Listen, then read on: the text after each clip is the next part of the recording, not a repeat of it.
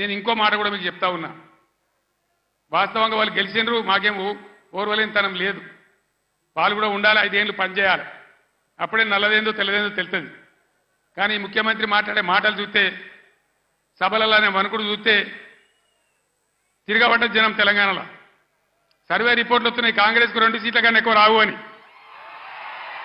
అంతటా అన్ని జిల్లాలలో కూడా రైతాంగం తిరగబడతా ఉంది. అందుకే ముఖ్యమంత్రి నిన్న నారాయణపేట సభలో ఆయన భయం, ఆయన కంపం చూస్తే ఈ గవర్నమెంట్ ఏడాది కూడా ఉంటట్లేదని మనం చేస్తా ఉన్నా. ఎవడు ఎప్పుడు పోయి బీజేపీలో కలుస్తాడో, ముఖ్యమంత్రి జంపు కొడతాడో, ఏమవుతుందో. ముఖ్యమంత్రి ఈడో మాట మాట్లాడతాడు, ఢిల్లీకి పోయి బీజేపీ కోటేమని టీవీలో చెప్తాడు. అంటే ఏం జరుగుతుంది? ఎవరికి ఎవడు బీ టీము, ఎవరు కలిసిపోయినరు ఒకసారి ఆలోచన చేయాలి.